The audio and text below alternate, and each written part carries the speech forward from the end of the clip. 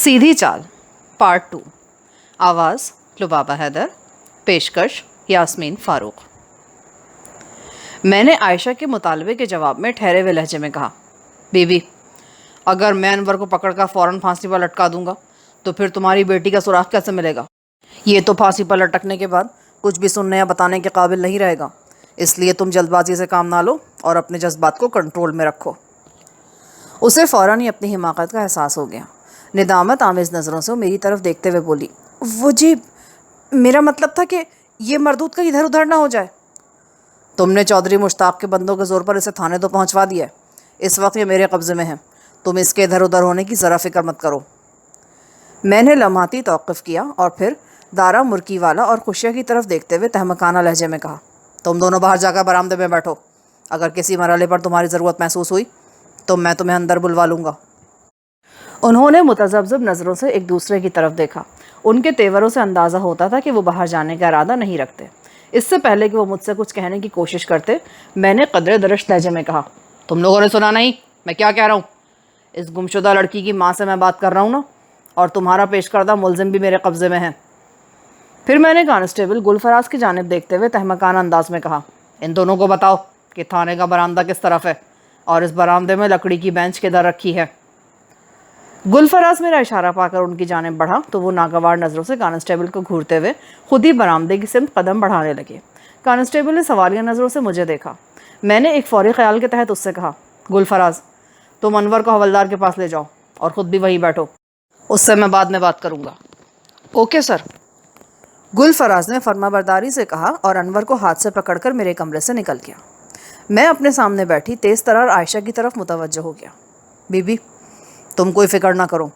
अगर ये साबित हो जाता है कि तुम्हारी बेटी के अगवा में अनवर का हाथ है तो मैं उसके साथ वो सलूक करूँगा जिसे देखकर किसी को फिर ऐसे संगीन जुर्म की ज़रूरत नहीं होगी। लेकिन क्या जी?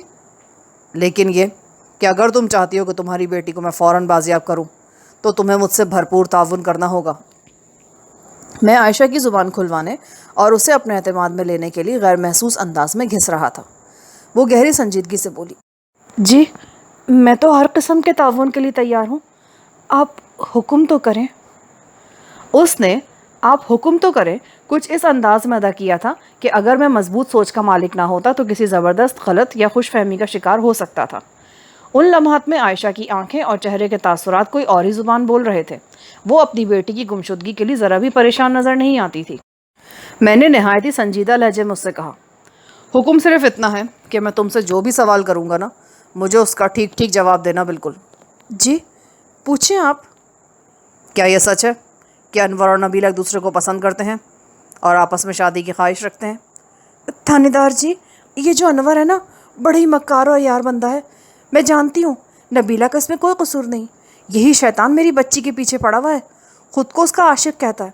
भला आप बताएं, ये प्यार मोहब्बत की बातें तो अच्छी अच्छी लड़कियों का दिमाग ख़राब कर देती हैं। मेरी नबीला तो बड़ी सीधी सादी है। वो इस चालाक की लच्छेदार बातों में आ गई है। लगता है जैसे उस बदबख्त ने नबीला पर कुछ जादू कर दिया हो। वो तो मेरे सामने ज़ुबान भी चलाने लगी है। मेरा मतलब है, ज़ुबान चलाने लगी थी। पता नहीं मेरी बच्ची किस हाल में होगी। इस मरदूद ने उसके साथ क्या किया है, कहाँ ले जाकर छुपा दिया मेरी नबीला को। आयशा ने मेरे सवाल के जवाब में जो जज्बाती तकरीर की, उसमें काम की कोई भी बात नहीं थी। मैंने उसकी आंखों में झांकते हुए कहा, यानी तुम्हारा मतलब है अनवर के वरगलाने में आकर ही सही नबीला भी उससे शादी की ख्वाह थी, लेकिन तुम्हें इस रिश्ते पर सख्त एतराज़ था।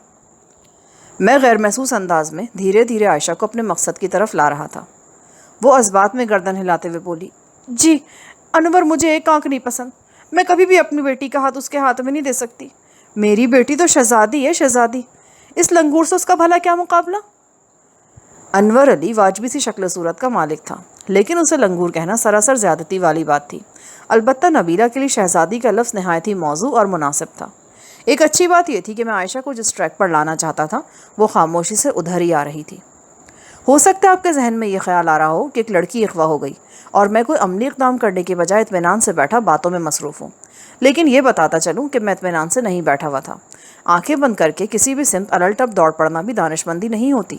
ऐसी कार्रवाई के नतीजे में उमूमन नाकामयाबी और शर्मिंदगी का मुंह देखना पड़ता है। اس لیے میں نہایت ہوشیاری کے ساتھ وہ اشارے اور نقطے جمع کر رہا تھا جن کی مدد سے میں چند خطوط واضح کر سکتا اور ان خطوط پر چلتے ہوئے نبیلہ کو بازیاب کروا لیتا۔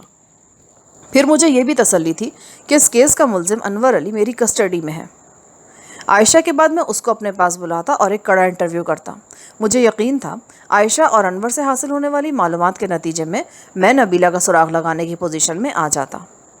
میں نے عائشہ کے تنزیہ الفاظ کے جواب میں مصلحت بردار لہجے میں کہا، میں نے تمہاری بیٹی کو دیکھا تو نہیں، لیکن انور کے بارے میں تمہاری رائے سے مجھے مکمل اتفاق ہے، وہ بس ایویں صحیح ہے۔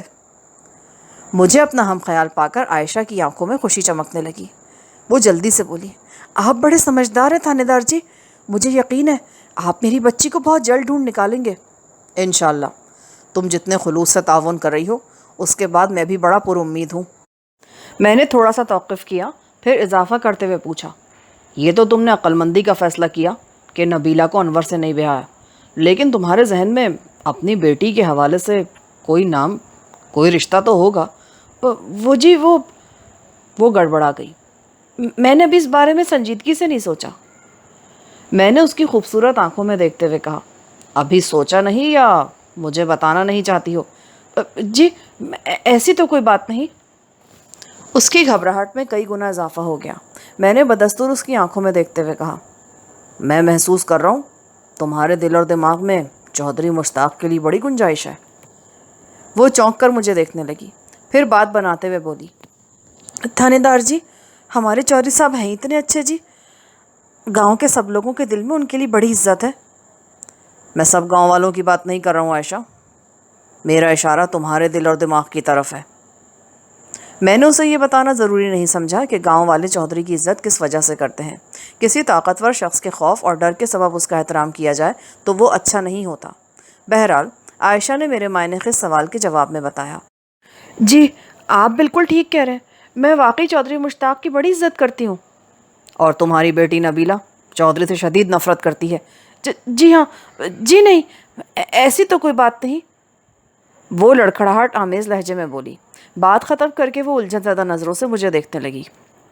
اگر ایسی بات نہیں ہے تو پھر اس کا مطلب یہ ہوا کہ وہ چودھری کو تمہاری طرح بہت پسند کرتی ہے۔ جی ہاں۔ اس کی سمجھ میں نہیں آ رہا تھا کہ وہ کیا جواب دے۔ میں نے چڑھائی جاری رکھتے ہوئے پوچھا، اگر نبیلہ کو چودھری مشتاق برا نہیں لگتا، وہ اس سے نفرت نہیں کرتی، تو پھر وہ اس سے شادی کرنے سے انکاری کیوں ہے؟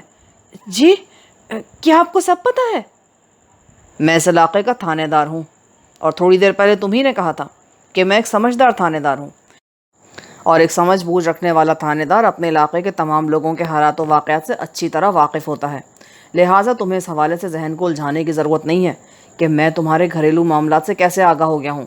میری پکی معلومات کے مطابق تم نبیلہ کو چودھری سے بیاہ کر اس کی ساز بننے کا خواب دیکھ رہی ہو، مگر نبیلہ چودھری مشتاق سے از حد نفرت کرتی ہے۔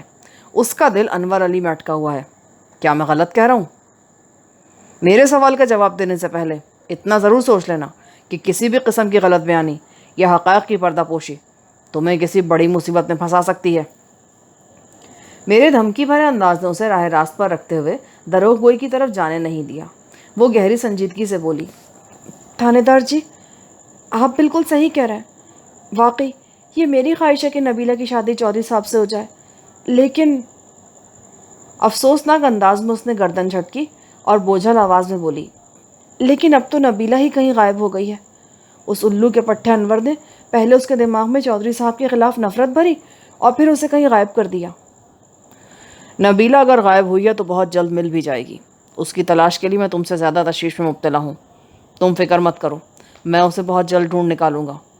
فی الحال ہم چودھری مشتاق کی طرف آتے ہیں۔ عائشہ بی بی، ٹھیک ہے، تمہاری یہ خواہش تھی کہ نبیلہ کی شادی چودھری سے ہو جائے، کیا چودھری بھی اس رشتے کے لیے تیار تھا؟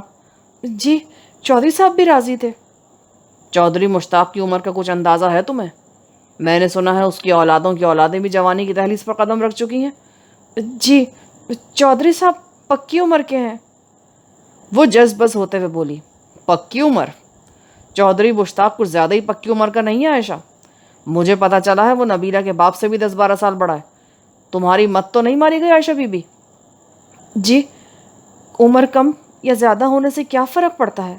چودھری صاحب اس عمر میں بھی بڑے زندہ دل اور صحت مند ہیں۔ ٹھیک کہتی ہو بی بی، یہ بات تم سے زیادہ اور کون جانتا ہوگا؟ نہ چاہتے ہوئے بھی میری زبان سے ایک سلگتا ہوا جملہ نکل ہی گیا۔ وہ جھینپ کر ادھر ادھر دیکھنے لگی۔ ASI وحید راٹھور نے مجھے مبہم انداز میں عائشہ کے اور چودھری کے پرائیویٹ تعلقات کے بارے میں جو کچھ بتایا تھا، عائشہ کا حالیہ رویہ اس کی تصدیق کر رہا تھا۔ عائشہ بی بی، نبیلہ تمہاری بیٹی ہے، تم انور علی کو لنگور کہہ کر مسترد کر چکی ہو، اور چودھری مشتاق تمہاری نظر میں گبرو ہے۔ تم نبیلہ کی شادی جہاں بھی کرو، یہ میرا مسئلہ نہیں ہے، میں کسی کے گھریلو معاملات میں مداخلت نہیں کرتا۔ یہ بتاؤ نبیلہ کب سے غائب ہے؟ کل دوپہر سے جی۔ کل دوپہر سے؟ وہ کل سے غائب ہے اور تم آج اس کی گمشدگی کی رپورٹ درج کرانے آئی ہو؟ میں نے الجھن زدہ نظروں سے اس کی طرف دیکھا۔ میں رپورٹ درج کرانے نہیں آئی جی، بلکہ میں نے تو ملزم انور کو پکڑ کر آپ کے حوالے کیا ہے۔ آپ کا آدھا کام تو ہو ہی گیا ہے، اب انور کی زبان سے نبیلہ کا پتہ اگلوانا آپ کی ذمہ واری ہے۔ میں نے قدرے اکھڑے ہوئے لہجے میں کہا، تم مجھے یہ بتانے کی کوشش نہ کرو کہ میری ذمہ داری کیا ہے، میں اپنے فرائض سے اچھی طرح واقف ہوں۔ میں صرف یہ جاننا چاہتا ہوں کہ کل دوپہر سے اب تک تم کیا کرتی رہی ہو؟ میرے بدلے ہوئے انداز نے اسے بہت کچھ سمجھا دیا۔ قدرے نرم لہجے میں وہ بولی، تھانے دار جی، آپ تو خواہ خفا ہو رہے ہیں۔ سچی بات تو یہ ہے جی کہ میں تو یہی سمجھ رہی تھی کہ وہ اپنی سہیلیوں کے ساتھ ہوگی، اس لیے میں فکر مند نہیں تھی جی۔ پر جب شام پڑ گئی اور وہ گھر واپس نہیں آئی تو مجھے اس کی طرف سے تشویش ہوئی۔ میں نے اس کی سہیلیوں سے پوچھ گچھ شروع کی۔ صبح وہ جمیلہ کے ساتھ تھی، دوپہر کو گھر آئی تھی اور کھانا وغیرہ کھانے کے بعد پھر گھر سے نکل گئی تھی۔ میری پوچھ پڑتال کے نتیجے میں یہ بات سامنے آئی کہ نبیلہ کو آخری مرتبہ کل دوپہر کے بعد تقریباً 2 بجے کھیتوں میں انور کے ساتھ چھپ چھپ کر باتیں کرتے دیکھا گیا تھا۔ اس کے بعد وہ کسی کو نظر نہیں آئی۔ میں نے اس کے لیے… 1 منٹ، کل دوپہر 2 بجے نبیلہ اور انور کو کھیتوں میں چھپ چھپ کر باتیں کرتے کس نے دیکھا تھا؟ چھیمو نے جی۔ نیاز تیلی کی بیٹی چھیمو کھیتوں کے پاس سے گزر رہی تھی کہ ایک جگہ کھیت کی کھڑی فصلوں میں سے حرکت دکھائی دی۔ وہ چونکی اور اپنی توجہ اس حرکت کی طرف لگا دی۔ تھوڑی دیر بعد اسے وہاں نبیلہ اور انور کی جھلک دکھائی دی۔ وہ راز و نیاز کی باتیں کر رہے تھے۔ چھیمو نے انہیں مخاطب کرنا یا ان کے رنگ میں بھنگ ڈالنا مناسب نہ سمجھا اور خاموشی سے آگے بڑھ گئی۔ چھیمو نے یہ خاص بات کل رات کو ہی مجھے بتائی اور میں پریشان ہو گئی۔ میں سیدھے انور کے گھر پہنچی، لیکن وہ کمبخت گھر پہ ہی نہیں ملا۔ اس کے باپ نے بتایا کہ وہ ساتھ والے پنڈ گیا ہے اور صبح واپس آئے گا۔ بشیر ترکھان نے بہت کریت کے مجھ سے پوچھا کہ میں اس کے بیٹے انور کے بارے میں کیوں پوچھ رہی ہوں، کیوں اس کو ڈھونڈتی پھر رہی ہوں، پر میں نے اسے نبیلہ کی گمشدگی کے بارے میں کچھ نہیں بتایا اور واپس آ گئی۔ وہ سانس درست کرنے کے لیے رکی تو میں نے پوچھا، واپس کہاں آ گئی؟ میں آپ کو بتا رہی تھی جی کہ بشیر ترکھان کے گھر سے میں واپس آ گئی۔ وہاں سے میں اپنے گھر نہیں آئی بلکہ سدھی چودھری صاحب کے پاس ان کی حویلی چلی گئی۔ انہیں صورتحال سے آگاہ کرنا ضروری تھا کیونکہ بہت جلد نبیلہ کی ان سے شادی ہونے والی تھی۔ پھر چودھری مشتاق نے تم سے کیا کہا؟ انہوں نے جی پوری توجہ سے میری گل سنی اور کہنے لگے، اس وقت تو انور گاؤں میں موجود ہی نہیں اور اس کے باپ سے بات کرنے کا کوئی فائدہ نہیں، لہٰذا بہتر یہی ہے کہ انور کی واپسی کا انتظار کیا جائے۔ کل جب وہ یہاں پہنچے گا تو میں اسے حویلی بلا کر خود اس کی خبر لوں گا۔ تم پریشان نہ ہو عائشہ، میں تمہاری بیٹی کو جلد تلاش کرا لوں گا۔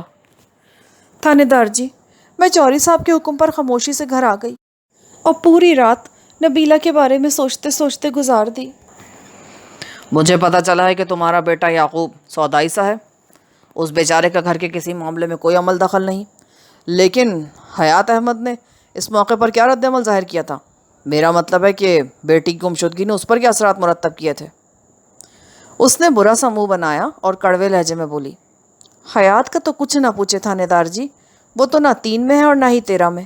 اگر وہ سمجھدار و معقول بندہ ہوتا تو مجھے یہ دن ہی نہ دیکھنے پڑتے۔ اسے سارا دن گھر میں پڑھ کر سوائے چارپائی توڑنے کے اور کچھ نہیں آتا۔ وہ حیات نہیں بلکہ میرے لیے ایک عورت ہے، عورت۔ میں نے الو کے گوشت کے حوالے سے اسے کوئی بات نہیں کی کہ کہیں بحث کا ایک نیا در نہ کھل جائے۔ میں نے اس کے چہرے پر نمودار ہونے والے تاثرات کا بغور جائزہ لیتے ہوئے پوچھا، آج صبح کیا واقعات پیش آئے ہیں؟ انور علی تم لوگوں کو کہاں ملا ہے؟ چوری صاحب نے رات مجھے اس بارے میں کچھ نہیں بتایا، لیکن اب پتہ چلا کہ انہوں نے دارا اور خوشیہ کی رات کو ڈیوٹی لگا دی جی کہ انور جیسے ہی گاؤں واپس داخل ہونا اسے پکڑ کر تھانے لے جائیں۔ بس جی، پہلے انہوں نے اس لفنگے کو قابو کیا، پھر ایک بندہ میری طرف دوڑا کر مجھے بھی بلا لیا اور ہم سب مل کر تھانے آ گئے۔ یہ ہے جی ساری کہانی۔ رات کو چودھری نے تم سے کہا تھا کہ ہم انور کو اپنی حویلی میں بلا کر اس سے پوچھ گچھ کرے گا، لیکن بعد میں اپنے بندوں کو حکم دیا کہ وہ انور کو پکڑ کر سیدھے تھانے لے جائیں۔ چودھری کی یہ ادا میری سمجھ میں نہیں آئی کچھ۔ پتہ نہیں جی، انہوں نے ایسا کیوں کیا؟ وہ متذبذب لہجے میں بولی۔ یہ بات تو اب انہی سے پوچھیں جی۔ چودھری سے ملاقات ہوگی تو میں اس سوال کا جواب بھی اس سے ضرور حاصل کروں گا۔ فی الحال تم مجھے یہ بتاؤ کہ کیا بشیر ترکھان کو اس بات کا پتہ ہے کہ اس کے بیٹے کو تھانے پہنچایا گیا ہے؟ نہیں جی، میرا خیال ہے گاؤں میں بھی کسی کو بھی اس واقعے کی خبر نہیں۔ یہ ساری کارروائی چودھری صاحب کے بندوں نے چھپتے چھپاتے کی ہے۔ اب اس سلسلے میں جو بھی میں کروں گا وہ سب چھپتے چھپاتے ہی ہوگا۔ کیا مطلب جی؟ عائشہ، میں نے تمہاری شکایات توجہ سے سن لی ہیں۔ تمہیں اپنی بیٹی کی گمشدگی کے سلسلے میں جس بندے پر پکا شک ہے وہ اس وقت میری تحویل میں ہے۔ تم آرام سے گھر جاؤ، میں انور علی کی زبان کھلوانے کے لیے نیا عمل شروع کرتا ہوں۔ انشاءاللہ بہت جلد نبیلہ کو بازیاب کر لیا جائے گا۔ اور چودھری کے ان دو ڈشکروں کو بھی اپنے ساتھ لے جاؤ جو باہر برآمدے میں بیٹھے۔ ان کی تھانے میں کوئی ضرورت ہے نہ کام۔ میں اپنے معاملات میں کسی کی مداخلت پسند نہیں کرتا، چاہے وہ کوئی چودھری ہو یا چودھری کا کوئی گماشتہ۔ میری بات عائشہ بی بی کی سمجھ میں آ گئی۔ اس نے اس بات میں سر ہلایا اور میرا شکریہ ادا کرنے کے بعد خاموشی سے رخصت ہو گئی۔ اس کے جانے کے بعد میں نے انور علی کو اپنے پاس بلا لیا۔ وہ مسکین سی صورت کے ساتھ میرے سامنے آ کھڑا ہوا۔ وہ بے حد سہما اور ڈرا ڈرا سا دکھائی دیتا تھا۔ میں نے اس کی آنکھوں میں جھانکتے ہوئے قدرے سخت لہجے میں کہا، کیا تمہیں پتہ ہے چودھری کے بندوں نے تمہیں کس چکر میں پکڑ کر تھانے پہنچایا ہے؟ اس نے اس بات میں سر ہلایا۔ جی، یہ لوگ مجھ پر الزام لگا رہے ہیں کہ میں نے نبیلہ کو اغوا کر کے کہیں چھپا دیا ہے۔ تو کیا واقعی یہ کارنامہ تم نے سر انجام دیا ہے؟ آپ مجھ سے بڑی قسم لے لیں جناب، میں نے یہ جرم نہیں کیا۔ مجھے تو لگتا ہے چودھری نے خود ہی نبیلہ کو کہیں غائب کرایا ہے اور مجھے پھنسانے کی کوشش کر رہا ہے جی۔ ٹھیک ہے، میں تھوڑی دیر کے لیے تمہاری بات کا یقین کر لیتا ہوں۔ اب تمہیں یہ بتانا پڑے گا کہ چودھری تم سے دشمنی کیوں کر رہا ہے۔ کیا تم نے اس کی بھینس چوری کر لی ہے؟ وہ جناب، بات دراصل یہ ہے کہ… بولتے بولتے وہ خاموش ہو گیا۔ انور، تمہیں جو بھی کہنا ہے کھل کر کہو۔ تھانے میں صرف مجرموں کو کڑی آزمائشوں سے گزارا جاتا ہے، بے گناہ لوگوں کے ساتھ میں بڑی عزت سے پیش آتا ہوں۔ اس کے چہرے پر اطمینان کا رنگ جھلکنے لگا۔ تھانے دار صاحب، ہمارے گاؤں کا چودھری بڑا ہی عیاش اور ظالم شخص ہے جی۔ اس نے نبیلہ پر بھی بری نظر رکھی ہوئی ہے۔ عائشہ پوری طرح اس کی مٹھی میں ہے۔ اس نے عائشہ کو یہ راگ دیا ہے کہ وہ نبیلہ سے شادی کرے گا، پر میں جانتا ہوں جی کہ وہ ایک نمبر کا جھوٹا ہے۔ وہ عائشہ کو بیوقوف بنا رہا ہے۔ وہ نبیلہ کو عیاشی کا کھلونا سمجھ کر چند روز اس سے کھیل تو سکتا ہے، لیکن اس سے شادی کبھی نہیں کرے گا۔ یہ سب تو ٹھیک ہے، لیکن ابھی تک تم نے اس بات کی وضاحت نہیں کی کہ چودھری تم سے کیوں دشمنی کر رہا ہے؟ وہ جی، دراصل وہ مجھے اپنا رقیب سمجھتا ہے، یا یوں سمجھ لے کہ مجھے اپنی راہ کا کانٹا سمجھتا ہے، کیونکہ نبیلہ اسے شدید نفرت کرتی ہے۔ وہ مجھے چاہتی ہے اور میں اسے چاہتا ہوں۔ چودھری نے نبیلہ کو غائب کرا کر مجھے پولیس کے چکر میں پھنسا دیا، جبکہ میرا اس معاملے سے کوئی تعلق نہیں جی۔ مجھے تو یہاں کر پتہ چلا کہ نبیلہ کل دوپہر سے غائب ہے۔ اس کے لیے جتنا پریشان میں ہوں، کوئی اور ہو ہی نہیں سکتا جناب۔ اس کی پریشانی میں کوئی کھوٹ نظر نہیں آتا تھا۔ ان لمحات میں وہ واقعی بے حد الجھا ہوا اور فکرمند دکھائی دے رہا تھا۔ میں چند لمحے تک یکٹک اس کی طرف دیکھتا رہا، پھر نہایت ہی ٹھہرے ہوئے لہجے میں کہا، اس کا مطلب ہے تم نبیلہ سے سچی محبت کرتے ہو؟ وہ اٹل انداز میں بولا، جی ہاں، بالکل۔ تو پھر تمہیں یہ بھی پتہ ہوگا کہ محبت کرنے والے جھوٹ نہیں بولتے۔ جی پتہ ہے، اور میں نے آپ سے کوئی جھوٹ نہیں بولا۔ یعنی نبیلہ کے اغوا یا گمشدگی میں تمہارا کوئی ہاتھ نہیں؟ نہیں، بالکل نہیں۔ کل شام میں نبیلہ کی ماں عائشہ تمہارے گھر گئی تھی۔ اس نے تمہارے باپ سے تمہارے بارے میں پوچھا تو اس نے بتایا کہ تم ساتھ والے گاؤں گئے ہوئے ہو اور آج صبح واپس آؤ گے۔ کیا یہ سچ ہے؟ جی ہاں، میں کل سپہر اپنی خالہ سے ملنے گیا تھا جو ساتھ والے گاؤں میں رہتی ہے۔ پروگرام کے مطابق مجھے آج صبح واپس آنا تھا اور میں آیا بھی، لیکن گاؤں میں قدم رکھتے ہی چودھری کے بندوں نے مجھے مارنا شروع کر دیا اور یہاں تھانے لے آئے۔ انہی کی زبانی مجھے پتہ چلا کہ نبیلہ کل دوپہر سے غائب ہے۔ یہ لوگ مجھ پر شک کر رہے ہیں کہ میں نے اسے اغوا کر کے کہیں چھپا دیا ہے۔ ان کے شک کا سبب یہ ہے کہ آخری بار کل دوپہر کے بعد نبیلہ کو تمہارے ساتھ دیکھا گیا ہے۔ تم دونوں کھیتوں میں چھپ کر راز و نیاز کر رہے تھے، ہے نا؟ وہ جھینپے ہوئے لہجے میں بولا، جی ہاں، ہم آپس میں اسی طرح چھپ کر ملتے ہیں جی۔ کل وہ بہت پریشان تھی چودھری کے حوالے سے۔ شادی کے لیے اس پر ماں کا دباؤ بڑھتا جا رہا تھا. ہمارے درمیان بہت سی باتیں ہوئیں. اس نے مجھے آپ کے بارے میں بھی بتایا تھا. انور کے آخری جملے نے مجھے چونکا دیا. میرے بارے میں کیا بتایا تھا اس نے؟ جناب، وہ کل صبح جمیلہ کے ساتھ آپ سے ملنے آئی تھی. اس نے اپنے تمام حالات آپ کے سامنے رکھے تھے اور آپ سے مدد کی درخواست کی تھی. اس نے مجھے بتایا کہ آپ نے اس کی مدد کرنے کا وعدہ کیا تھا. میں تو یہ سن کر کافی مطمئن ہو گیا تھا. میں نے نبیلہ کو تسلی دی اور خالہ کے گھر چلا گیا. پر جب واپس آیا ہوں تو یہاں کے حالات ہی بدلے ہوئے جی. آپ نے تو الٹا مجھے ہی تھانے میں بند کر دیا. صورتحال پوری طرح واضح ہو چکی تھی. مجھے یقین تھا انور جھوٹ کا سہارا نہیں لے رہا. اس کی بپتا سے ثابت ہوتا تھا نبیلہ کی گمشدگی میں اس کا کوئی ہاتھ نہیں. ان سنسنی خیز حالات میں دھیان چودھری مشتاق کی طرف جاتا تھا. اغلب امکان یہی تھا کہ چودھری نے ہی نبیلہ کو غائب کروایا ہوگا. میں نے انور کی الجھن کے جواب میں کہا، انور، تمہیں تھانے پہنچانے میں میرا نہیں بلکہ چودھری کے بندوں اور عائشہ کا ہاتھ ہے، اور میرا خیال ہے یہ تمہارے حق میں بہتر ہی ہے. جی کیا مطلب؟ وہ متوحش نظروں سے مجھے تکنے لگا. میرے خیال میں تم اگر تھانے میں 1-2 روز رہو تو تمہارے لیے اچھا ہے. یہاں تم زیادہ محفوظ ہو. اگر باہر آزادانہ گھومتے رہے تو چودھری کسی بھی ذریعے سے تمہیں نقصان پہنچا سکتا ہے. اور جہاں تک میرے وعدے کا تعلق ہے، میں نے نبیلہ سے جو وعدہ کیا ہے اسے ضرور پورا کروں گا. میں نے اپنی تحقیق سے یہ پتہ چلا لیا ہے کہ نبیلہ حق پر ہے. اس کی ماں کا دماغ خراب ہو گیا ہے. وہ اس کی شادی چودھری سے کر کے بڑا ظلم کرنا چاہتی ہے، اور میں ایسا ہونے نہیں دوں گا. میری عمر بھی اللہ آپ کو دے دے جی. آپ بہت عظیم ہیں. آپ ہمارے لیے کسی فرشتے سے کم نہیں ہیں. میں نے اس کی بات پوری توجہ سے سنی اور ٹھہرے ہوئے لہجے میں کہا، انور علی، اللہ تعالیٰ نے ہر ذی روح کے لیے عمر کا ایک کوٹہ مقرر کر رکھا ہے، اور کسی کی عمر کسی کو نہیں لگا کرتی. لہٰذا اس قسم کی دعائیں نہیں کرنی چاہیے. اور یہ بھی ذہن میں رکھو کہ میں کوئی فرشتہ نہیں ہوں، بلکہ تمہاری ہی طرح گوشت پوست کا انسان ہوں. میں جو کچھ بھی کر رہا ہوں یا آگے چل کر کروں گا وہ میرے فرائض کا تقاضا ہے. اس سلسلے میں تم پر کوئی احسان نہیں رکھ رہا. تم 1-2 دن ادھر تھانے میں ہی سرکاری مہمان بن کر گزارو. یہاں تمہیں کسی قسم کی کوئی تکلیف نہیں ہوگی. تمہارے یہاں رہنے سے چودھری مطمئن رہے گا کہ میں تم پر سختی کر کے نبیلہ کے بارے میں پوچھ گچھ کر رہا ہوں. میں اس دوران میں نہایت ہی خفیہ طور پر نبیلہ کو ڈھونڈنے کی کوشش کروں گا، اور میرا خصوصی ٹارگٹ چودھری مشتاق ہوگا. تم میری بات سمجھ رہے ہو نا؟ جی جی، بڑی اچھی طرح سمجھ رہا ہوں جناب، اور مجھے یقین ہے، بلکہ میری دعا ہے کہ آپ اپنے مقصد میں ضرور کامیاب ہوں گے. یہ بھی ٹھیک ہے کہ مجھے آپ کی تحویل میں کوئی تکلیف نہیں ہوگی، پر میرے ماں باپ کو جو تکلیف ہوگی اس کا کیا حل ہے؟ اس کا بھی حل ہے میرے پاس. تمہیں اس سلسلے میں ذرا بھی فکر مند ہونے کی ضرورت نہیں. میں بشیر ترکھان اور نذیرہ کو اچھی طرح سمجھا دوں گا. وہ تمہاری گرفتاری کی خبر سن کر تھانے آئیں گے تو میں ان سے بات کر لوں گا. میری ماں نذیرہ کو بہت کم نظر آتا ہے. آپ اسے ایک اندھی عورت ہی سمجھے جناب. وہ کہیں آتی جاتی نہیں، گھر میں ہی رہتی ہے. یہاں تو مجھ سے ملنے میرا باپ ہی آئے گا. میں نے کہا نا، تم اپنے ذہن کو مت الجھاؤ، میں سب سنبھال لوں گا. ٹھیک ہے جی. وہ ایک گہری اطمینان بخش سانس خارج کرتے ہوئے بولا. میں نے کانسٹیبل کو بلا کر انور علی کو دوبارہ حوالدار بہادر علی کے پاس بھجوا دیا. اسی وقت ASI وحید راٹھور میرے کمرے میں داخل ہوا. وحید اسی گاؤں کا رہنے والا تھا، لہٰذا رات کو وہ اپنے گھر چلا جاتا تھا اور صبح وقت پر ڈیوٹی سنبھال لیتا تھا. مگر آج وہ تقریباً 2 گھنٹے لیٹ تھا. وہ سلام کر کے میرے سامنے بیٹھا تو میں نے کہا، وحید، تھانے کے قریب رہائش ہونے کا یہ مطلب نہیں کہ انسان کا جب دل کرے اٹھ کر چلا ہے. نہیں ملک صاحب، ایسی کوئی بات نہیں.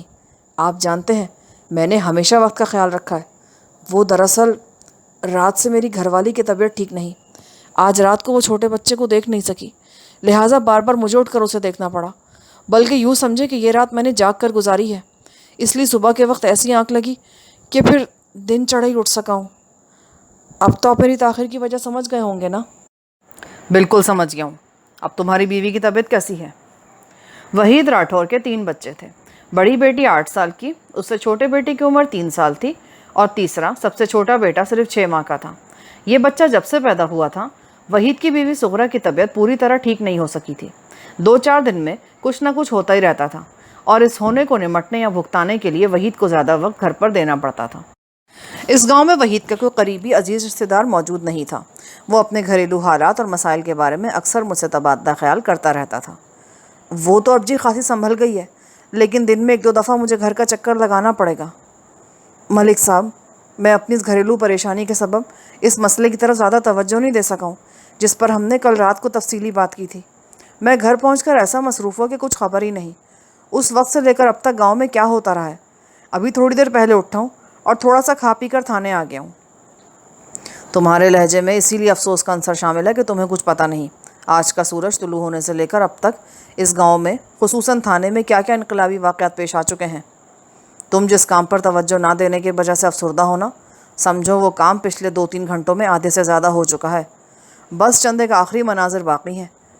کیا مطلب؟ میری کچھ سمجھ میں نہیں آ رہا ملک صاحب، آپ کیا کہہ رہے ہیں؟ میں تمہیں سمجھاتا ہوں۔ آئندہ 15-20 منٹ میں نے اسے حالات کی تیزی سے بدلتی ہوئی صورت سے آگاہ کر دیا۔ اس کے ساتھ ہی اپنی رائے اور اندازوں کا بھی ذکر کیا۔ وہ حیرت اور دلچسپی کی ملی جلی کیفیت کے ساتھ مجھے سنتا رہا، اور جب میں خاموش ہوا تو وہ فیصلہ کن لہجے میں بولا، ملک صاحب، مجھے پکا یقین ہے نبیلہ کی گمشدگی میں چودھری مشتاق کے سوا اور کسی کا ہاتھ نہیں ہو سکتا۔ وہ ایک تیر سے 2 شکار کرنا چاہتا ہے، یعنی نبیلہ بھی اسے حاصل ہو جائے اور اس کی راہ کا کانٹا انور علی بھی بڑی صفائی سے ٹھکانے لگ جائے۔ گویا تم انور علی سے اتفاق کرتے ہو؟ اس نے بھی اسی قسم کے خیالات کا اظہار کیا ہے۔ ہاں، بڑی حد تک، لیکن میرے ذہن میں نبیلہ کی گمشدگی کا ایک پہلو اور بھی ہے جس کے بارے میں انور نے بھی نہیں سوچا ہوگا۔ وہ پرسوچ لہجے میں بولا، اور وہ مختلف پہلو کون سا ہے؟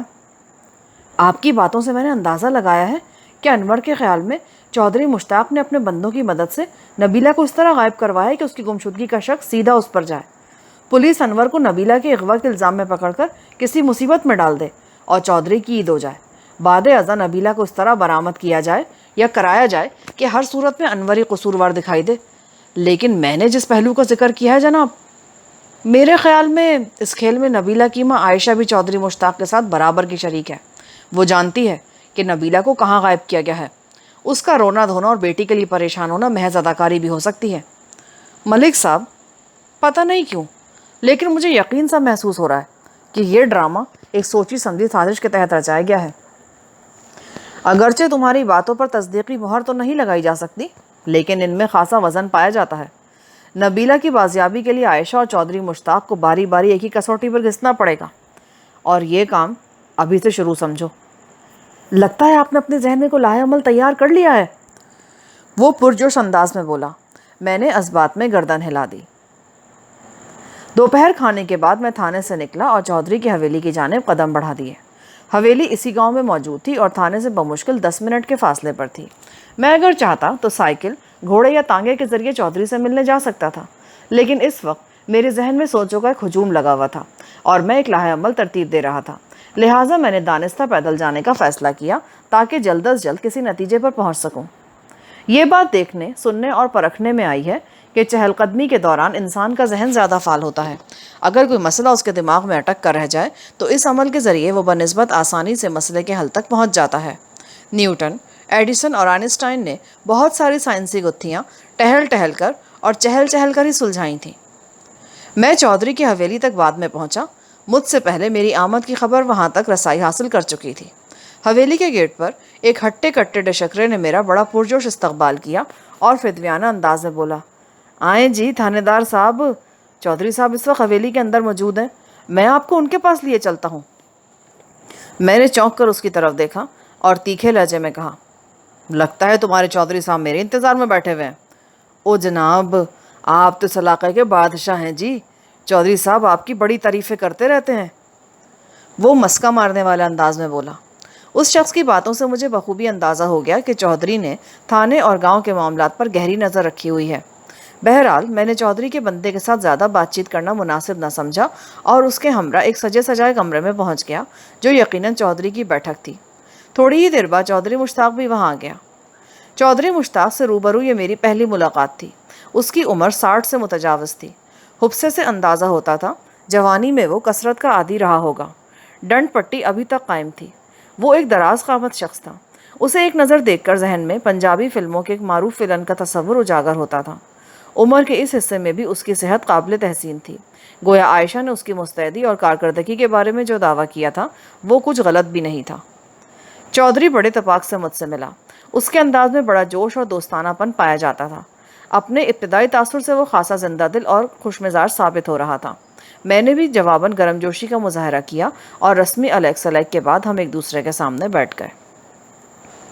चौधरी ने ज़ेर-ए-लब मुस्कुराते हुए कहा, मलिक साहब, जमीला की गुमशुदगी के हवाले से अच्छी साबित हो रही है कि इस बहाने आपसे मुलाकात तो हो गई, वरना आपको इस थाने में तैनात हुए अब काफ़ी दिन हो गए हैं, लेकिन ना मैं आपकी खिदमत में हाजिर हो सका और ना ही महकमा जाती मसरूफियात ने आपको इस जहमत की फ़ुर्सत दी। बहरहाल बहाना कुछ भी हो, खुशी इस बात की है कि हमारी मुलाकात हो गई। मैंने एक बात ख़ास तौर पर महसूस की कि जमीला के ज़िक्र पर चौधरी की आंखों में एक मखसूस चमक उभर आई थी।